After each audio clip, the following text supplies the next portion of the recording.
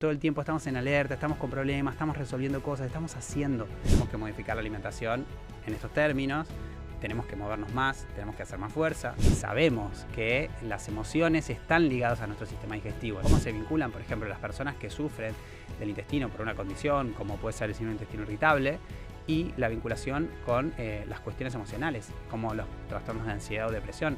Están íntimamente vinculados y estamos disociados de nuestro cuerpo también. Todas esas condiciones influencian en una microbiota más saludable o no. Hola Nacho, bienvenido. ¿Cómo estás? Bien, muy bien. Gracias Mili por la invitación. No, gracias a vos por estar acá. Esta semana pude leer una partecita de tu libro que sé que estás por publicar. Si te parece, quiero empezar preguntándote, creo que hoy es muy común escuchar que las personas o tienen intestino irritable o tienen SIBO, o siempre hay como una molestia, o por lo menos yo la escucho más que hace unos años, en torno a las partes del intestino. Tal cual, sí, es tal como lo mencionás, sucede con gran parte de estas enfermedades o entidades de salud o síndromes de esta modernidad que tienen que ver con la forma en que venimos viviendo en estos últimos años, en términos de, llamarlo de alguna forma, de estresores crónicos cotidianos que están, digamos, no solo de índole psicológico, ¿no? Porque a veces cuando pensamos en estrés pensamos en la sobrecarga laboral, en los problemas emocionales y demás, sino que están metidos en lo que comemos, desde los diseños de comestibles, ¿no? Porque ya ni son alimentos, gran parte de lo que comemos a diario, están metidos en el aire que respiramos, en el agua que tomamos, el gran problema de los microplásticos, por ejemplo, por mencionar algún matiz. En realidad en todo lo que hacemos, ¿no? Porque la falta de movimiento, de fuerza, la cronodisrupción, que es lo que tiene que ver con esto de que ahora el día dura lo que queramos nosotros porque tenemos disponibilidad lumínica y de energía, etcétera. Entonces, todas estas cuestiones de esta modernidad nos han llevado a que nuestra biología se empiece a desordenar, por alguna forma de decirlo en sencillo. Entonces, yo creo que se dan estas dos conjunciones y por eso hoy también tenemos tantos diagnósticos de síndrome de intestino irritable, de SIBO, incluso de patologías más importantes, como puede ser el cáncer de colon, ha ido creciendo en estos últimos años, sobre todo en edades tempranas. Y esto es muy llamativo, porque digamos, la genética no cambia en estos últimos años, ¿se entiende? Hay siempre una influencia genética en las enfermedades, pero después está todo lo que llamamos la epigenética, o sea, que son todos los cofactores que inciden sobre esos genes y sobre nuestra biología, para que se exprese una enfermedad o no. Entonces, tiene que ver con esta conjunción de factores y después, el otro que podemos agregar también es el gran acceso a la información y a síntomas que antes a lo mejor se normalizaban. Pasa mucho en la consulta, por ejemplo, el hecho del estreñimiento o la constipación, de que antes se veía como, es la forma de que esa persona va al baño y hoy por hoy hay mucha más toma de conciencia con ese síntoma como con tantos otros, como la distensión abdominal, inflamación y demás.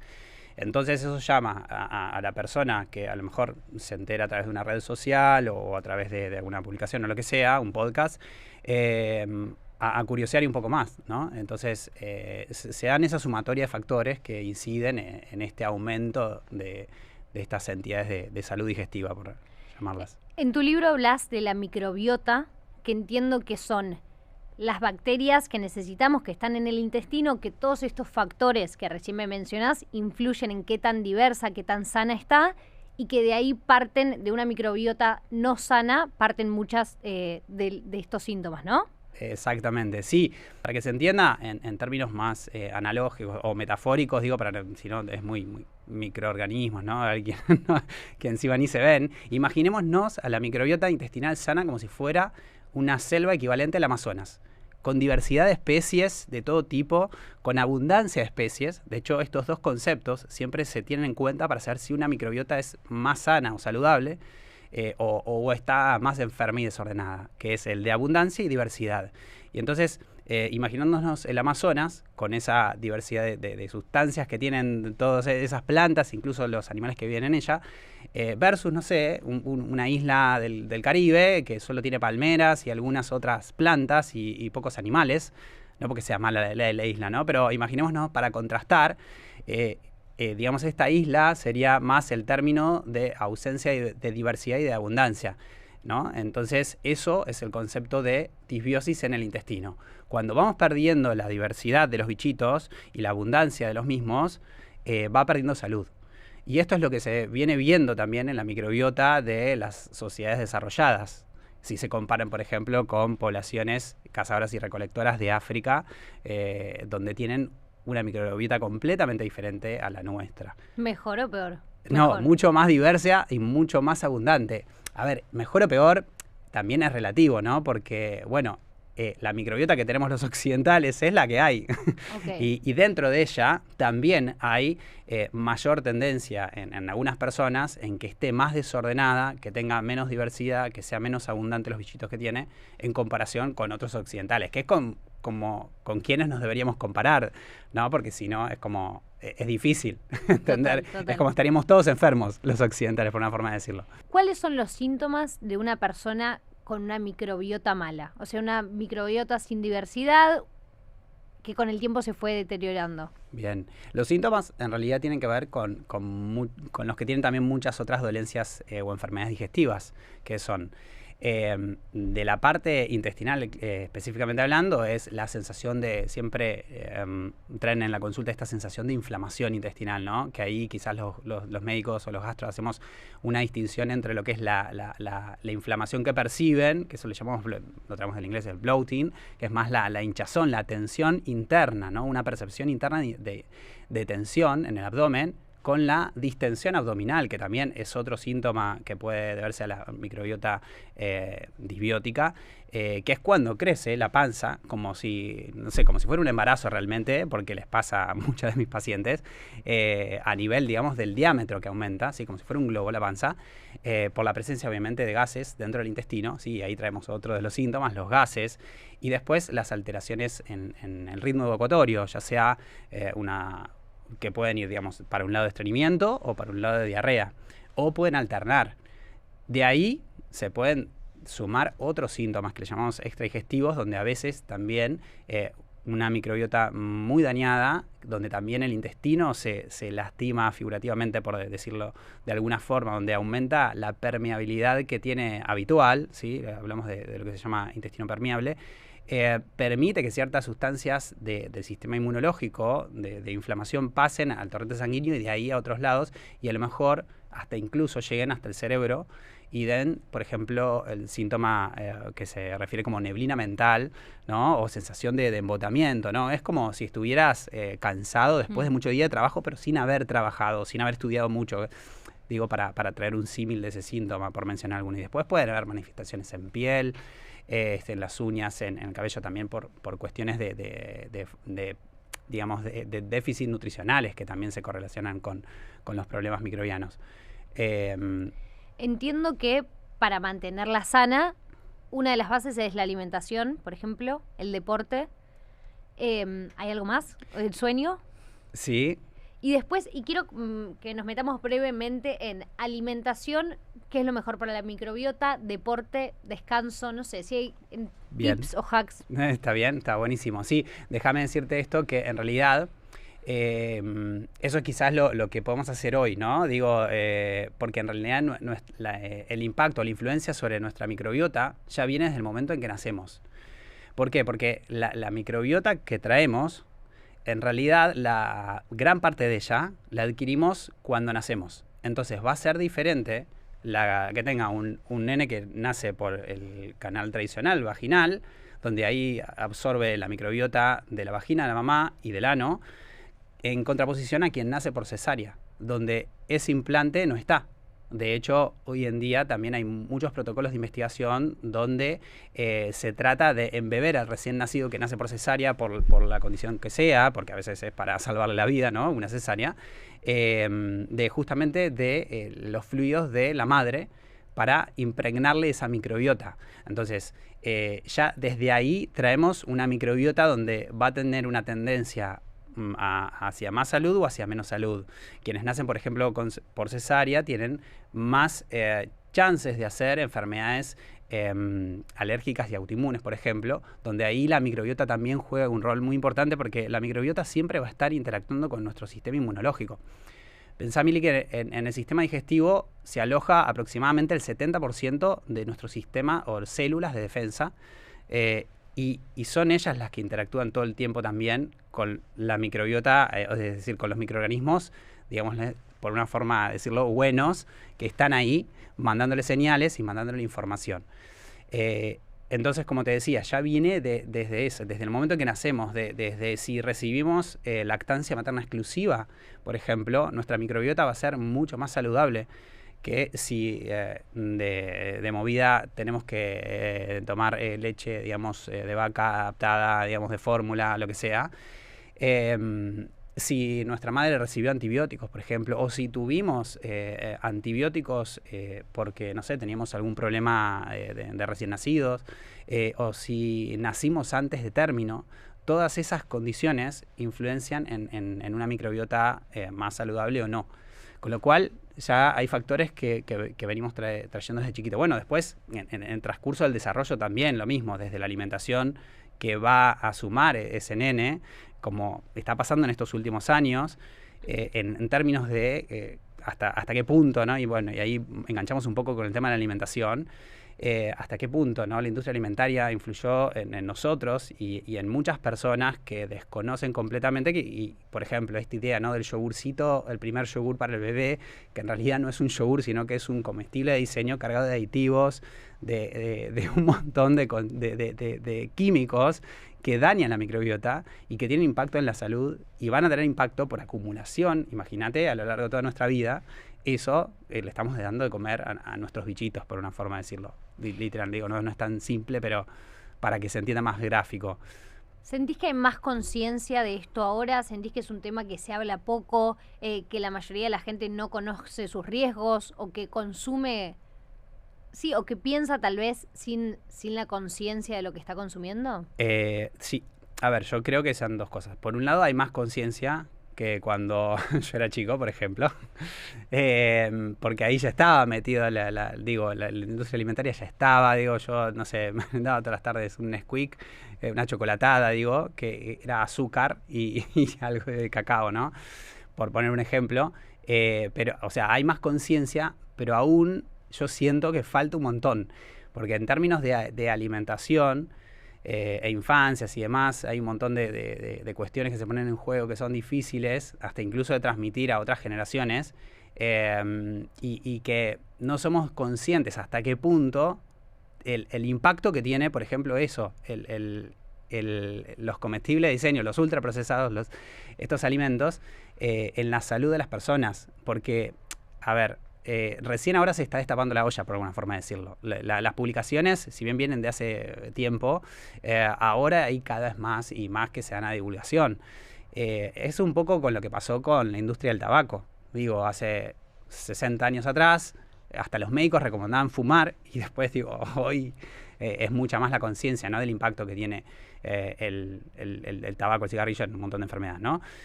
Con la industria alimentaria está pasando lo mismo, con la diferencia de que en realidad lo tenemos metidos por todos lados. Es muy difícil, digo, porque en términos de ahí, y si querés vamos un poquito ahí a los hacks que le gusta a la gente de tener esto, bueno, cómo cuidar nuestra microbiota, es dentro de lo que es alimentación o nutrición, es tratar de buscar los alimentos lo más cerca de su origen posible. Lleven la dieta que lleven lo más cercanos a su origen posible. Esto es decir, lo más alejado del paquetito, del potecito, hasta del frasco. Porque incluso muchas de estas cosas que se venden como saludables tienen aditivos y conservantes inevitablemente. Incluso dentro de uno dice, bueno, voy a comprar la dietética que ahí seguro es todo sano. Bueno, no, incluso en la dietética uno debería dar vuelta al paquetito que va a comprar, digo, porque tampoco es, digo, bueno, no compres ningún paquete porque nada, tenemos que vivir en una ciudad y ¿no? Es lo que podemos acceder de alimentos muchas veces. Pero digo, una buena medida es mirar la composición de los ingredientes Y ahí fijarnos primero si hay palabras raras, en términos de ins y numeritos. Bueno, esos son aditivos, son conservantes, son colorantes, son estabilizantes, demás. Después, ver también el orden de composición, es decir, el primero que aparece es el que está en mayor cantidad. Entonces, si yo compro unas galletitas, por un ejemplo, y el primer ingrediente es azúcar, o es el segundo, estoy en problemas. Total. Porque el azúcar es un problema para un montón de enfermedades. El azúcar agregada, aclaro, digo, ¿no? Porque ahora hay tanta infoxicación que a veces hasta hay influencers diciendo que una fruta, por ejemplo, la banana, por ejemplo, porque tiene tantos gramos de azúcar, es dañino porque hace hígado graso. O sea, hay hasta esos ejemplos. Entonces, volviendo quizás a esto de la alimentación, fijémonos en los paquetes, fijémonos la cantidad de ingredientes que tiene ese paquete que hoy estoy comprando, el orden, como les decía, bueno, los aditivos y demás. Y bueno, también, si no queremos hacer ese trabajo, bueno, el tema de mirar, aunque sea los etiquetados de la ley de sellos, que bueno, ha sido lamentablemente modificada, pero fue un gran avance en su momento.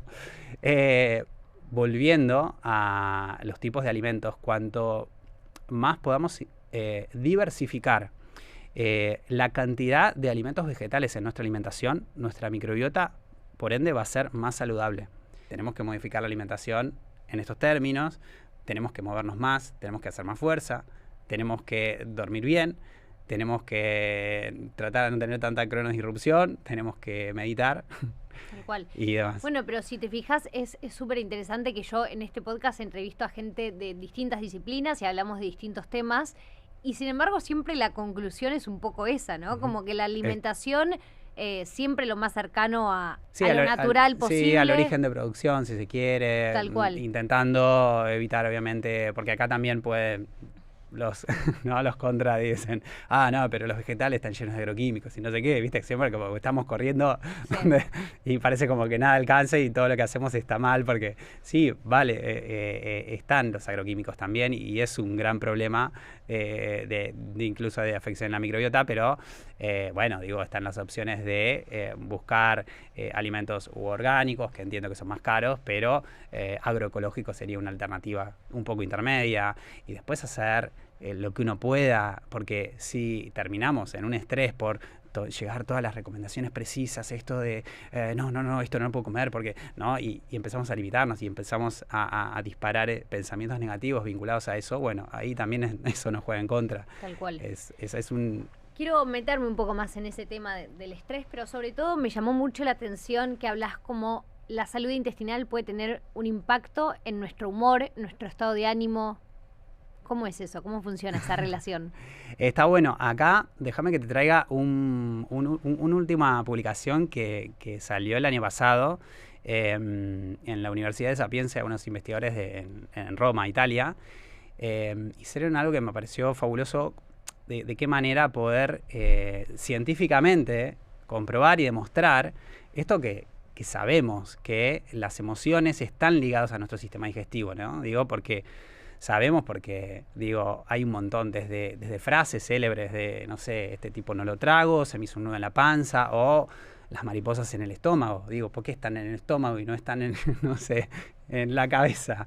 ¿No? Bueno, y ese algo tiene que ver porque están vinculadas las emociones a lo que percibe nuestro sistema digestivo, ¿sí? De hecho, acá aparece un término que es el de la interocepción, que Andrew Huberman lo menciona en sus podcasts y demás. La interocepción es en realidad el sexto sentido, digo, es este sentido que nos permite decodificar y darnos cuenta qué es lo que perciben nuestros órganos internos. Por ejemplo, no sé, cómo está latiendo el corazón, o cómo estoy percibiendo el ingreso de aire en mis pulmones, o esto, en mi intestino, si lo siento distendido, si hay sensación de malestar, o si siento que algo se está moviendo dentro del intestino. Digo, esa percepción interna se llama interocepción. Y esto es importante para entender por qué estos órganos que pueden sensar, ¿no? Y volviendo a la publicación al estudio que te quería mencionar, lo que hicieron estos investigadores fue lo siguiente, Mili, mira, es re interesante. Agarraban un grupo de personas, ¿no? Y les daban de tomar una cápsula tecnológica que se llama Smart Pill, que puede medir el pH, el movimiento del intestino, la temperatura, las contracciones, etcétera, y con otros dispositivos registraban otras condiciones, digamos, que correlacionaban con el movimiento intestinal, y obviamente se les hacían cuestionarios en relación a emociones. Y se les pasaban distintos videos de imágenes, ¿sí? Videos que estaban vinculados, por ejemplo, a la emoción del asco o del enojo o de la tristeza, y se comparaban también con imágenes de felicidad o alegría, ¿no? Y imágenes neutrales. Midieron esas 5 variables y paralelamente iban censando qué le pasaba al estómago. Lo que vieron justamente los investigadores es obviamente lo que nos imaginamos que pasa, pero bueno, esto había que demostrarlo, digo, porque no es todo, que es que, por ejemplo, el nivel de pH del estómago, es decir, se volvía aún más ácido cuando teníamos una emoción, o las personas estas tenían una emoción de asco, ¿no? Y se normalizaba el nivel del ácido del estómago, en términos de, es ácido, ¿no? El nivel digamos, de contenido gástrico, de jugo gástrico, cuando estaban con imágenes que eran neutrales o de alegría. Entonces, fue muy interesante cómo pudieron comprobar que en realidad hay un impacto en la emocionalidad en cuanto a lo que nos está pasando en el sistema digestivo y viceversa, ¿no? No, me hace pensar que, por ejemplo, cuando uno está triste, por lo general se le cierra el estómago y no tenés hambre. O sea, obviamente cuando estás nervioso, tal vez, no sé, tenés que hacer pis. Como hay un montón de cosas que nos damos cuenta. Exactamente, que nos damos cuenta, eso es evidente para todos. Pero lo interesante de este estudio es que lo pudieron demostrar científicamente, empíricamente, con variables fisiológicas, ¿se entiende? Entonces, esto porque, a ver, también, de hecho, lo vemos en muchos estudios de investigación, cómo se vinculan, por ejemplo, las personas que sufren del intestino por una condición, como puede ser el síndrome de intestino irritable, y la vinculación con las cuestiones emocionales, como los trastornos de ansiedad o depresión, están íntimamente vinculados y son mucho más frecuentes en las personas que sufren del intestino que en controles que no les pasa esta problemática intestinal. Entonces digo, hay un montón de investigaciones que van en la misma dirección. Bueno, leía también que en el adelanto de tu libro que el SIBO se relaciona muy bien con las personas que tienen más ¿cómo se dice? Conductas neuróticas, ¿puede ser? Sí, esto en ese estudio también de hace 2 años, en realidad en el 2023 salió, comparaban personas que tenían SIBO versus quienes no tenían, ¿no? Estudios a través de estos test que te mencionaba antes para hacer los diagnósticos, y evaluaban los 5 rasgos de personalidad, que es el Big Five, o 5 rasgos más conocidos. Dentro de ahí se evalúa el neuroticismo, por ejemplo, y la extraversión o introversión, ¿no? En contraposición, dentro de esos 5 rasgos, en realidad justamente esas 2 mediciones fueron las que dieron significativos. El nivel de neuroticismo se vinculó con las personas que tenían SIBO y el nivel de introversión de las personas. Esto no es tampoco dicotómico y causal, son correlaciones que se van viendo, digo, para que también, digo, no parezca tan taxativo. Nacho, me quiero meter en... Hablas mucho de mindful eating. Primero quiero que me cuentes qué es, cómo lo aplicás vos y cómo llegaste a esto. Bien. Empiezo por el final, Dale. cómo llegué a mindfulness. Dale. En realidad, bueno, a mindfulness llegué luego de un burnout. O sea, cuando terminé mi formación en gastroenterología, así como le pasa, te diría que al 60% de los médicos, porque son las estadísticas de burnout médicos, quedé con un burnout de tanto trabajo, de pensar de la cantidad de horas de guardia, en exigencias, en temores también que afrontamos. Pensá que estamos lidiando con personas que se pueden morir por un accionar nuestro, ¿no? O sea, se pueden salvar también. Entonces... nada, estaba completamente quemado, estaba enojado con la vida, estaba enojado con el sistema de salud, estaba tan enojado que hasta estaba enojado con mis pobres pacientes que no tenían nada que ver con mi enojo. Pero el problema era mío. Hasta que un día, en una conversación con un amigo, que siempre lo digo, me agarra y me dice, che, Doki, vos no eras así, a vos te encantaba la medicina, te apasionaba todo esto, no sé qué. Y digo, y ahora lo único que escucho son quejas y esto y lo otro. Y fue como un che, no, tiene razón, es como, ¿qué me está pasando, no? Bueno, ahí fue un camino interno donde entre lecturas y demás, llegué al mundo del mindfulness, llegué a un programa de mindfulness, que es el programa tradicional, digamos, de 8 semanas que dio Kabat-Zinn, y empecé a hacer estos ejercicios meditativos y a meterme como en esta filosofía, porque es una forma también de resignificar el mundo. Y si bien incluso yo ya practicaba meditación de hacía bastante tiempo y demás, y me metí y dije, bueno, a ver qué es, otra forma más de meditar, incluso medio descreído, ¿no? O sea, entré, y en 8 semanas me cambió la vida sin cambiarme nada afuera. Digo, yo seguía con mi misma cantidad de guardias de cada 3 días, de guardias en 1000 lados de endoscopías, etcétera, con los mismos líos, por alguna forma de decirlo, de afuera. Y sin embargo, adentro algo había cambiado porque yo estaba empezando a trabajar conmigo mismo de otra manera. Esto es como entrenar en el gimnasio o para una maratón, es igual. Y de hecho, el equivalente también es igual a la típica dificultad inicial que todos tenemos cuando nos acercamos a este tipo de prácticas. Sucede lo mismo cuando como vas la primera vez a entrenar en el gimnasio, que el otro día te duele todo, o ese día mismo sentís que no podés hacer ningún ejercicio.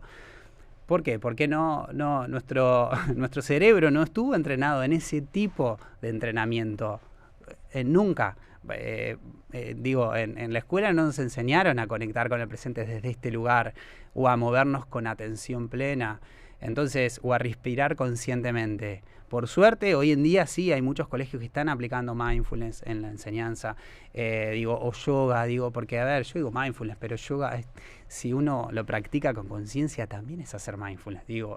Tiene que ver con este concepto de hacerlo con conciencia e introspección de lo que vas haciendo, y dándote cuenta continuamente que te vas a distraer, que te vas a enganchar con un pensamiento crítico, y ahí ahí tiene que ver justo esta capacidad que tenemos de esta metaconciencia de autoobservarnos y poder distanciar un poco distanciarnos de esos pensamientos, que sucede lo mismo con las emociones. Por eso es que mindfulness nos ayuda a regular las emociones displacenteras, y déjame llamarlas de esta manera, porque las escucho frecuentemente mencionar a la tristeza, a la angustia, a la ansiedad como emociones negativas, y no son negativas, porque toda emoción nos viene a decir algo.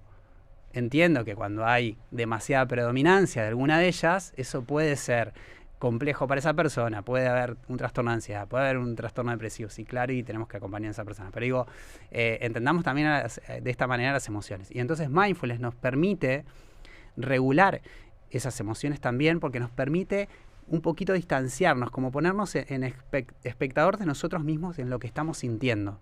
Y no tiene que ver con negar la emoción o con apagar el pensamiento y decir, no, ¿se entiende?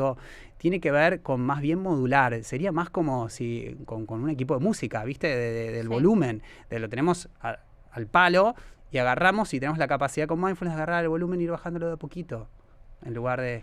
Y me quiero meter, por ejemplo, en este caso puntual que me ponías tuyo, que estabas pasando por una crisis profesional, o sea, no le estabas encontrando tanto sentido a lo que venías haciendo habitualmente.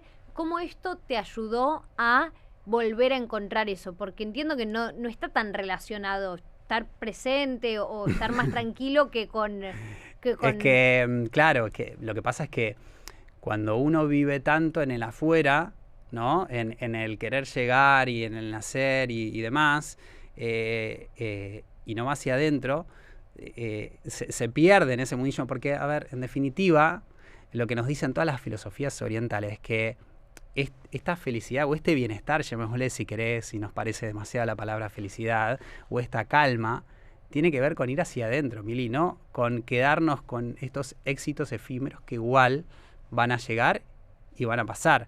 Entonces, la práctica de mindfulness nos introduce en ese autoconocimiento interno, más experiencial. A ver, ¿qué cambió en mí?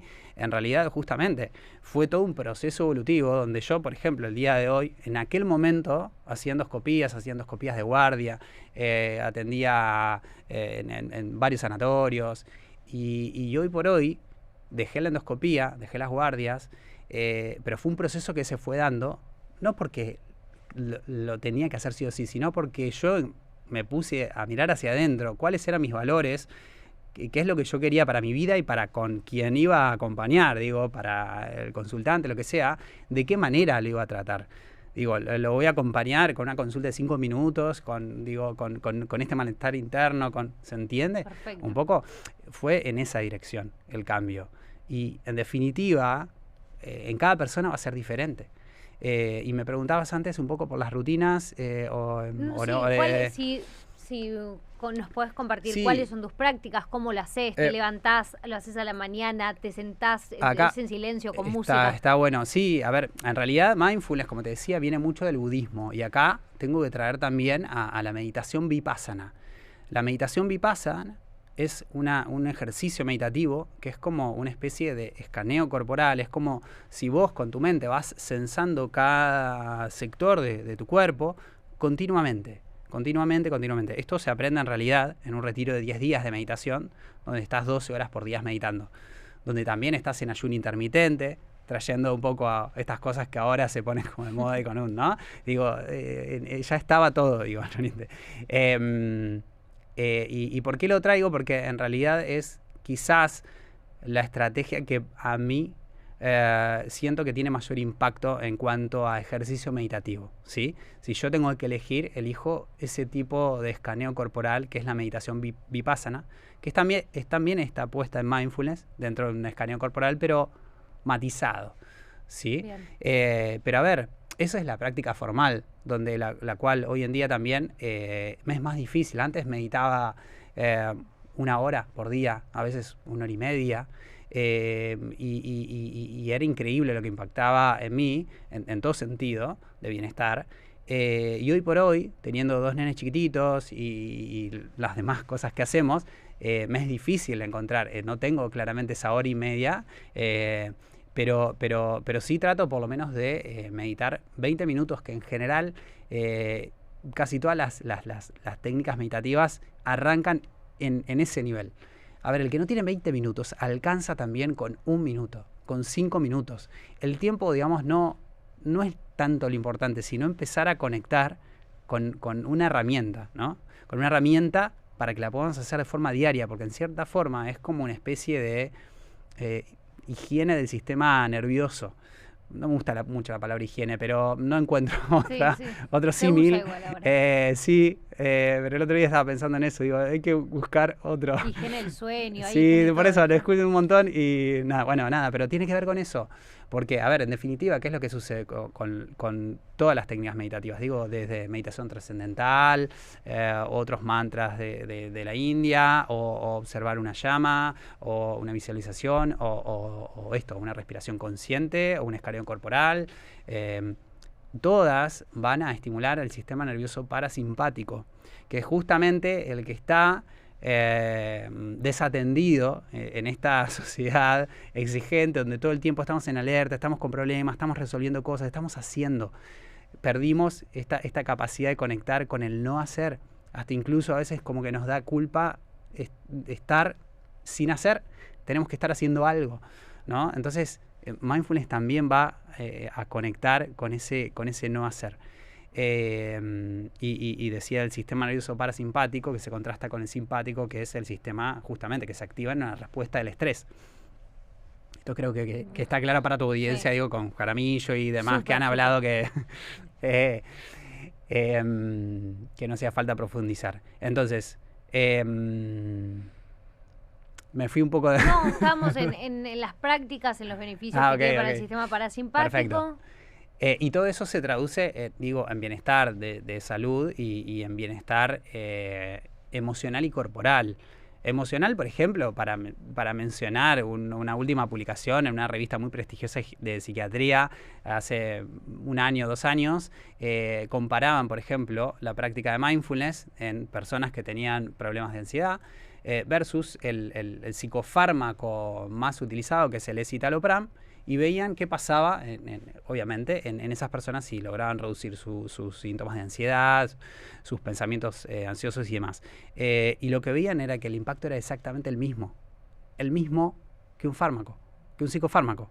Entonces, ¿con esto estoy diciendo que no tomen psicofármacos? No estoy diciendo eso. Digo que para quien quiera y quien desea incursionar en este tipo de prácticas, es una gran herramienta, hasta incluso validada por la ciencia, digo. comparativamente contra un fármaco. Esto es un montón, digo, en términos fácticos de estudios serios, diseñados. Es difícil de encontrar en este mundillo de las medicinas complementarias y demás. Entonces, como para ver, nada, esto un ejemplo del mindfulness. Me habías hablado del mindful eating que no llegué a decirte. Eso, Ahí me vamos. quería meter en eso, que es, hablas de la conciencia que hay que tener para comer, no solo de los alimentos que Exacto. uno se mete adentro, sino en qué tiempo lo comes, cómo lo comes, cuál es tu Exacto. estado de ánimo cuando lo estás comiendo. ¿Cómo influye comer consciente o ser consciente de lo que uno come? Y influye un montón, porque justamente con esto que te mencionaba antes, pensá que nuestro sistema digestivo se activa para hacer un buen proceso digestivo cuando estamos tranquilos y relajados. Si lo pensamos evolutivamente, si estamos cazando o si estamos peleando con una presa, no podemos sentarnos a comer. Y si estamos de repente comiendo y nos atacan, se interrumpe completamente el proceso digestivo. Porque el cuerpo, el cerebro, no es tonto en el sentido de que necesita usar los recursos para defenderse. Entonces no lo va a mandar el sistema digestivo para absorber nutrientes, para molerlos, para procesarlos y demás, sino que lo va a mandar al cerebro, al corazón, a los pulmones y a los músculos, que es lo que necesitamos para o correr o atacar, ¿no? Escaparnos de ese peligro. Entonces, por eso es que ayuda tanto la práctica del mindful eating, porque pensá, Mili, que hoy en día en realidad no nos damos cuenta, pero comemos todo el tiempo desatentos, no solo eso, sino que muchas veces en términos esto de estamos con, no sé, una pantalla viendo las noticias, que las noticias en general son noticias, salvo excepciones, digo, de todo lo malo que está pasando en el mundo entero.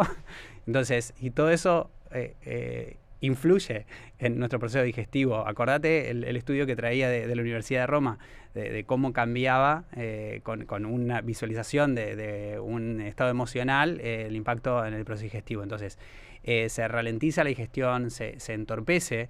Por eso es que comemos y si acabamos de discutir o discutimos en la mesa mientras comemos, se nos queda ese nudo acá, ¿no? ¿Viste? Como que la digestión ahí no ¿Cuánto avanzó. tiempo? Yo creo que otro de los síntomas de esta sociedad es que comemos todos muy acelerados, como todo lo que hacemos. ¿Cuánto tiempo debería tardar una comida? No sé si se entiende. Sí, se entiende. Sí, está bueno a veces eso, que necesitamos como medir las cosas en tiempo. A ver, si pongo un tiempo, a lo mejor voy a estar limitando a una persona y a los tiempos que tiene. Entonces, más que el tiempo, te quiero cambiar la pregunta. Vale. Y te la respondo diferente. Es decir, lo que proponemos con Mindful Eating es empezar a tomar conciencia del acto del comer, incluso también de la previa, pero sin entrar de la previa, dónde viene el alimento, cómo, ¿no? O sea, y demás. Pensando en el acto del comer, es primero registrar el cuerpo, cómo está tu cuerpo antes de comer, ¿no? Entonces, tomar un pequeño momento para respirar. Respirar conscientemente, digo, porque respirar, sí, todos sabemos respirar, pero no nos damos cuenta cómo respiramos. De hecho, siempre pasa que en los programas, cuando invito a la gente a reconocer su respiración, lo primero que hacen, y que hacemos todos, a mí también me pasó, instintivamente es como empezar a inhalar más profundo, ¿viste? Y exhalar más.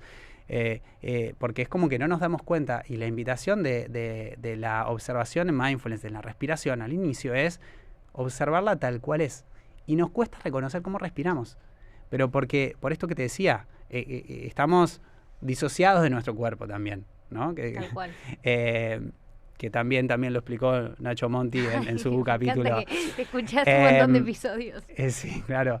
Entonces, a lo que iba es esto, tomarnos unos pequeños momentos para respirar 1, 2, 3 veces, es lo que les digo a mis consultantes, de hecho, para que empiecen a comer más conscientemente y que puedan estimular ese sistema parasimpático, porque una buena forma es ese, el punto de conexión, de hecho, con el sistema nervioso parasimpático es la respiración, porque es algo que nosotros podemos modificar conscientemente, ¿no? O sea, digo, porque por ejemplo el latido de nuestro corazón, salvo que seamos un yogi de la India, no podemos incidir en decir al sistema nervioso autónomo que lata más lento para que se active el sistema nervioso parasimpático, pero sí lo podemos hacer con la respiración. Por eso la importancia también de la respiración. Entonces, como primer paso para salir de esto, bueno, ¿en cuánto tiempo? No importa el tiempo. Respira 3 veces. Después, hasta incluso, podemos agradecer que acá también, y acá las traigo a Lore Jóvenes con su episodio excelente. Digo agradecer porque esta es otra de las cosas que hemos perdido. Digamos, damos todo tanto por hecho que nos olvidamos de agradecer que tenemos un plato de comida, que tenemos un refugio, que no podemos sentir, no sentimos ni frío ni calor, que un montón de cosas que gran parte de la población no los tiene. Entonces, agradezcamos otro microsegundo ese momento, porque cuanto más ejercitamos la gratitud, más impacto también tiene en nuestra salud general, no digestiva, digo, general.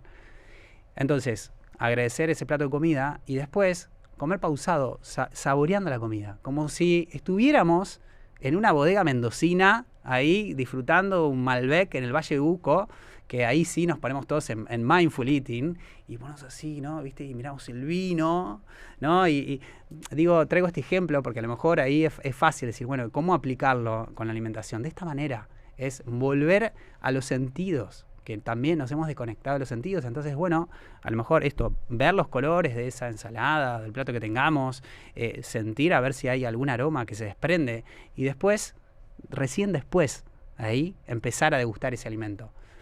Y saborearlo en la lengua y en todo el paladar, masticar lento, consciente, varias veces, porque en realidad la digestión empieza antes de entrar al sistema digestivo, porque empieza ahí cuando nos conectamos con toda la sensorialidad de los alimentos, y después también en la boca. Si no masticamos bien, si no masticamos lento, pausado y molemos bien los alimentos, ahí es un proceso que ya sobreexigimos al estómago después, el paso siguiente. Entonces, fíjate cómo todo está conectado, ¿no? Entonces, otra estrategia, que esto es más algo más bien una pavada de un tip, es el hecho de, para masticar lento y saborear, es dejar los cubiertos sobre la mesa, luego de cada bocado. Entonces, bocado, apoyar. Porque eso también, fíjate que si empezamos a repasar, a veces en automático estamos así, ¿no? Y con el tenedor, y entonces sí, a ver, saboreo, pero sigo con... Déjale, o es algo un punto... que me pareció muy bueno que decías en tu libro es no ver una pantalla mientras comes, porque eso es el gran error que yo tengo. O sea, yo, por ejemplo, ceno en mi casa o lo que sea y me es muy difícil hacerlo sin una pantalla enfrente. Como que tengo las dos cosas muy conectadas, y cuando tengo una pantalla enfrente, por ahí pasaron 5 minutos y me comí todo el plato y ni siquiera me di cuenta que me lo comí. Totalmente. Pasa eso, primero, que nuestra atención no va a estar en la degustación, ¿sí? de ese plato. Por el otro es que además depende de lo que estemos mirando, todo eso va a influir en nuestra emocionalidad y por ende en nuestra digestión, con lo que te mencionaba antes del paper. Entonces, por eso es tan importante el tema de las pantallas. Y es tal cual, el tema de las pantallas es muy difícil, porque aparte también en esta sociedad no nos han enseñado a estar solos de verdad con nosotros. Digo, a veces digo esto y a veces prendemos la pantalla porque no está como, no sé, si comemos solos, ¿no? Digo, es como que necesitamos estar con algo, con alguien para comer. Entonces el desafío ahí es doble esto, la invitación es esa, a estar ahí, sentados, degustando, saboreando, y nada más. Es como mirar una puesta de sol. Digo, estamos mirando la puesta de sol, estamos ahí, no estemos filmándola con el celu, porque además perdemos el recuerdo, ¿no?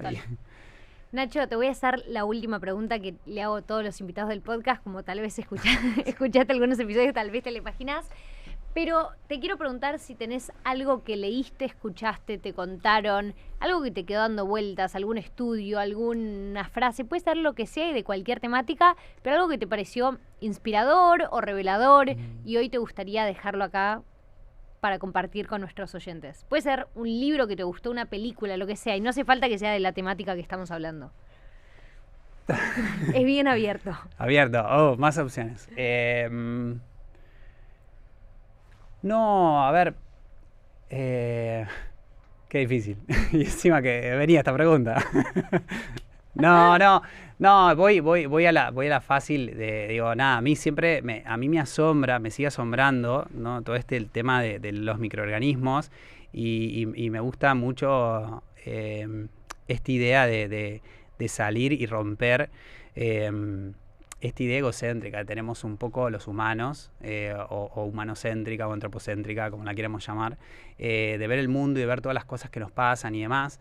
Y para salir de eso, la microbiota también nos viene a dar una cachetada en ese sentido, porque en definitiva, incluso hay publicaciones que muestran cómo a veces la influencia de estos bichitos puede impactar en una decisión nuestra, ¿no? En esta deliberación que a veces decís, no, la tomé yo como consciente, ¿no? Entonces, ¿y por qué traigo también a la microbiota? Porque también de alguna forma nos vuelve a mostrar de que en realidad necesitamos conectarnos con nuestro ecosistema, de adentro y de afuera. Y acá traemos al planeta Tierra, ¿no? Donde la gran problemática gran desafío que estamos viviendo como humanidad es cómo poder convivir sin destrozarla y sin destrozar a la humanidad.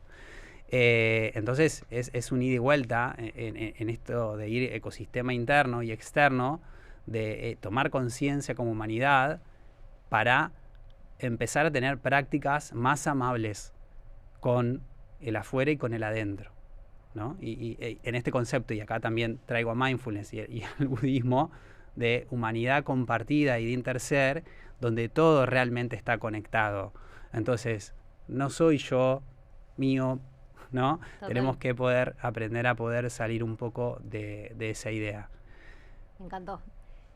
Nacho, gracias por tu tiempo. Me encantó la conversación que tuvimos. Creo que hablamos de temas variados, pero aprendí mucho escuchándote, así que gracias por venir. No, gracias a vos. Fue un placer.